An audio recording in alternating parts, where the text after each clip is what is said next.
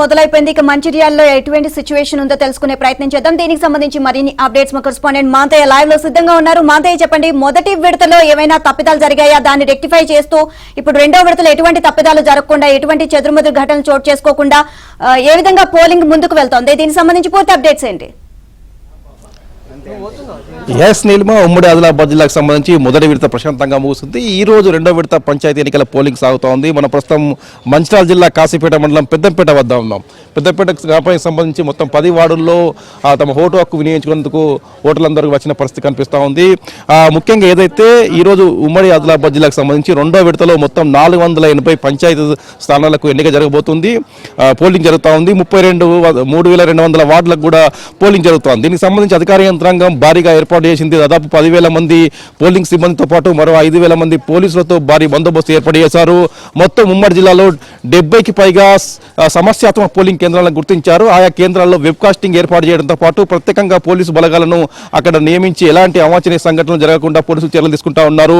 మొత్తం ఆదిలాబాద్, నిర్మల్, మంచిర్యాల, కొమ్రభీం ఆసిఫాబాద్ ఈ 4 జిల్లాలకు సంబంధించి మొత్తం 30 మండలాల్లో ఈరోజు ఎన్నికలు జరుగుతూ ఉన్నాయి. దీనికి సంబంధించి అధికార యంత్రాంగం అవసరమైన ఏర్పాట్లు చేసింది. ముఖ్యంగా ఏదైతే ఏజెన్సీ ఏరియాకు సంబంధించి ఏజెన్సీ ప్రాంతాల్లో సంబంధించి కూడా ఈరోజు పోలింగ్ మండలాలు ఉన్నాయి. ముఖ్యంగా మంచిర్యాల జిల్లాకు సంబంధించి బెల్లంపల్లి కాన్స్టిట్యుయెన్సీలో ఉన్న అన్ని మండలాల్లో ఈరోజు ఎన్నిక ఉంది.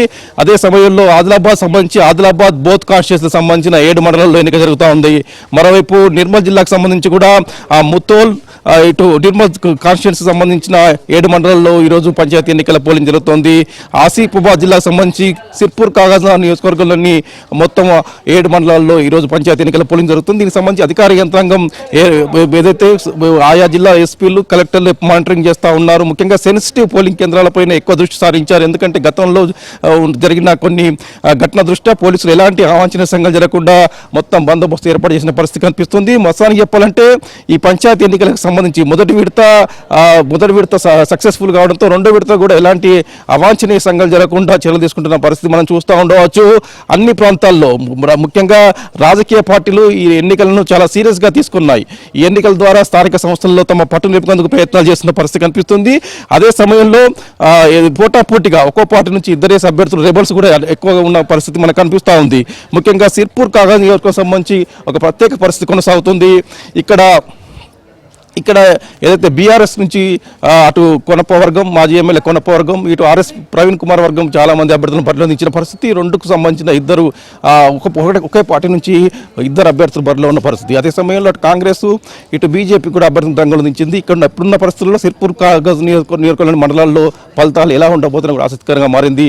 అటు ఆదిలాబాద్ బోత్కు సంబంధించి కూడా బోత్లో బీఆర్ఎస్ సిట్టింగ్ ఎమ్మెల్యే ఉన్నారు, ఆదిలాబాద్లో బీజేపీ ఎమ్మెల్యే ఉన్నారు. వీరిద్దరు కూడా ఖచ్చితంగా కూడా తమకు మెజార్టీ స్థానాలను గెలిపించేందుకు అవసరశక్తి ఒడుతున్న పరిస్థితి కనిపిస్తూ ఉంది. ఇటు బెల్లంపల్లికి సంబంధించి కాంగ్రెస్ పార్టీ తిరిగి పట్టు నిలుపుకునేందుకు ప్రయత్నాలు చేస్తుంది.